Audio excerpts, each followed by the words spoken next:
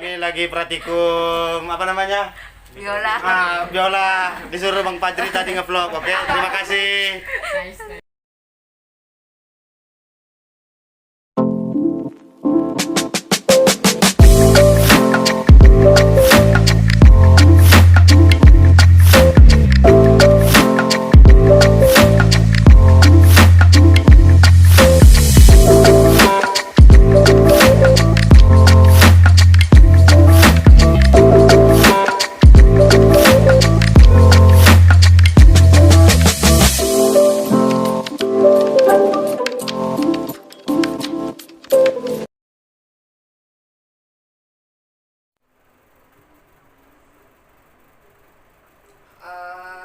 Kami praktikum mata kuliah biologi laut dan materinya itu tentang monera, fungi, dan protista.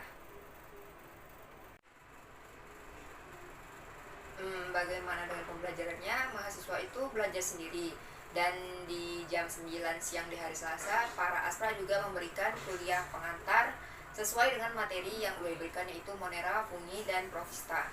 Tidak hanya itu, di hari Selasa juga, di hari yang sama, tepatnya di jam 12 siang, kami menjawab soal kuis yang sudah diberikan.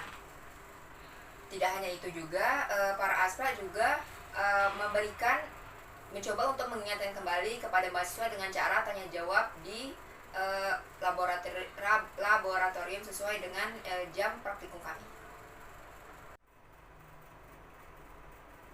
Jadi kan di hari Kamis itu hujan deras banget tuh ya, terus belum lagi petir, jadi pas sampai itu sepatu aku tuh basah gitu, terus masker apalagi gitu kan, ditambah perjalanan dari rumah ke kampus itu cukup jauh, jadi aku ngerasa pas sampai itu kan kayak kurang fit, ditambah kayak apa ya, pokoknya kayak kerasa banget lah kurang fitnya gitu. Terus sampai di kampus aku langsung buka jas hujan, ngerapiin pokoknya lah, terus ngobrol juga sama teman-teman, sama aspra, terus kalian nunggu juga teman sekelompokku yang belum datang.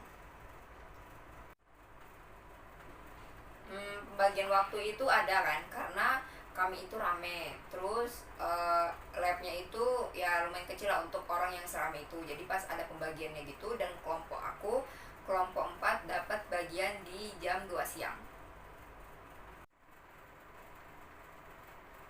Kalau bisa di-rate sih 7/10. Pertama itu kan karena praktikum itu di hari Selasa itu hujan, ditambah lagi waktu aku ngerjain kuis itu tuh hujan petir, dan di rumah aku itu mati lampu gitu guys. Terus yang bikinnya lagi apa ya, yang menurut aku kurang itu karena kan praktikum ini nih mepet banget sama libur lebaran gitu kan, jadi banyak, lumayan lah teman-temanku yang belum pada datang ke kampus, maksudnya ngelaksanain praktikum tuh secara offline gitu, terutama teman sekelompokku.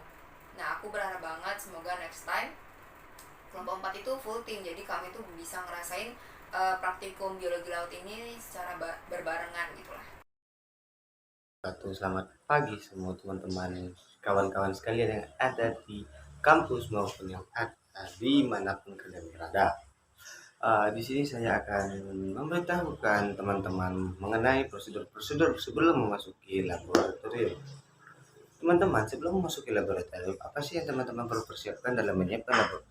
Yang perlu dipersiapkan dalam memasuki laboratorium, yang pertama yang perlu teman-teman persiapkan adalah menyiapkan pakaian yang layak.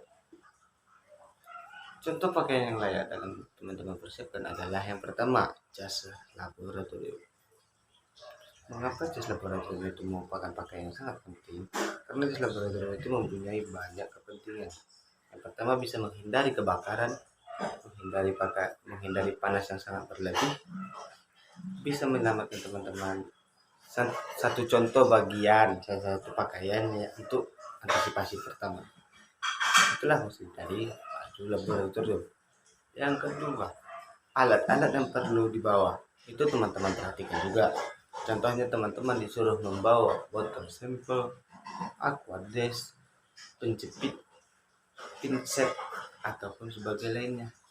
Itu merupakan alat-alat yang hitungannya teman-teman masih bisa bawa sendiri untuk melaksanakan kegiatan laboratorium.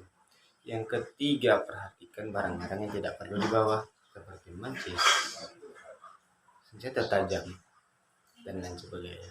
Itu tidak perlu dibawa teman-teman untuk ke laboratorium, karena barang-barang yang perlu dibawa di laboratorium itu bukan sembarang barang yang bisa dibawa masuk gitu. Jadi barang itu tetap perlu diperhatikan dalam kegiatan kita untuk di laboratorium nanti. Nah, dan yang keempat, teman-teman perlu persiapkan adalah laporan praktikum setelah kita melaksanakan praktikumnya. Itu jangan lupa. Kalau teman-teman lupa, kita tidak dapat nilai. Tolong dibantu ya teman-teman. Fungi tidak dapat melakukan fotosintesis dan menghasilkan makanannya sendiri, sehingga fungi kemudian disebut juga sebagai organisme heterotrof. Sifatnya menyerupai sel hewan. Kata jamur berasal dari kata Latin yakni fungi. Jamur atau fungi berproduksi secara aseksual yang menghasilkan spora, kuncup, dan fragmentasi. Sedangkan dengan cara seksual pada Zygospora, Exospora, dan Basidiospora. Jamur atau fungi hidup di tempat-tempat yang lembab, air laut, air tawar, tempat yang asam, yang bersimbiosis dengan ganggang hingga kemudian membentuk lumut atau lichenes. Protista adalah kingdom yang terdiri dari satu sel atau banyak sel dan memiliki membran inti, atau bisa disebut dengan organisme eukariot bersel tunggal. Protista dapat dikelompokkan menjadi 3 bagian, yaitu menyerupai jamur, tumbuhan, dan hewan.